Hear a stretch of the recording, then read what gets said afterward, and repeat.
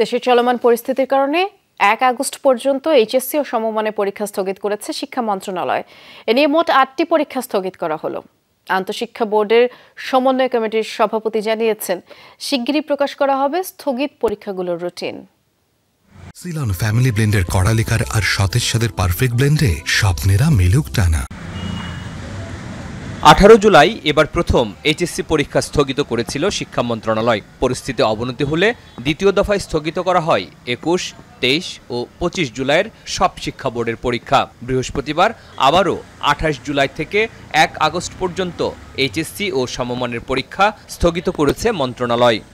28 তারিখ, 29 তারিখ, 31 তারিখ এবং 1 তারিখ 4টা পরীক্ষা স্থগিত থাকবে। যে পরীক্ষাগুলো স্থগিত হলো এবং আগামীতে আরও যদি পরীক্ষা স্থগিত হয়, সবগুলো পরীক্ষারই আমরা আবার নতুন করে সময়সূচি দিয়ে আমরা আবার প্রকাশ করব, যাতে করে আমরা মোটামুটি আগস্টের মধ্যে আমাদের এই পরীক্ষাগুলো শেষ করতে পারি।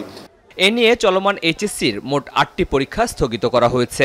বিদ্যমান পরিস্থিতিতে শিক্ষার্থীদের নিরাপত্তার কথা বিবেচনা নিয়ে এই সিদ্ধান্ত নেওয়া হয়েছে বলে জানানো হয়। পরীক্ষাগুলো আগামী 11 আগস্টের পর অনুষ্ঠিত হবে। আমরা 11 আগস্টের পরে এগুলো আমরা পূর্ব ঘোষিত রুটিন যে 11 আগস্ট আছে সেটাকে আমরা নতুন করে আবার 11 আগস্টের পরে আমরা সময়সূচি ঘোষণা করব।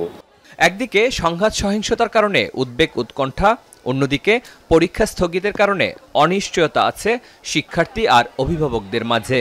এদিক দিয়ে আমাদের পরীক্ষা পিছাচ্ছে, ওই দিক দিয়ে আবার আমাদের এরপর অ্যাডমিশন টেস্টের একটা প্রিপারেশন আছে। তো সব মিলিয়ে আমরা একটু খুব বাজে একটা পরিস্থিতির মধ্যে সম্মুখীন হয়ে আছি। আমি চাইবো সরকার যতটুকু যেভাবে পারুক আমাদেরকে অতি দ্রুত সম্ভব সেইভাবে পরীক্ষাগুলো নিয়ে যাক। দুই দিন তারা যেভাবে আগ্রহ ভরে লেখাপড়া করে, যখন গ্যাপটা হয়ে গেল তখন তাদেরকে আর টেবিলে খুব বেশি বসানো যায় না। একটা গ্যাপ পড়ছে, এই গ্যাপে ওদের মনোযোগটা ক্ষুণ্ণ হচ্ছে। ওদেরকে এখন আর আগের মতো সেই পড়ার টেবিলে আমরা পাচ্ছি না।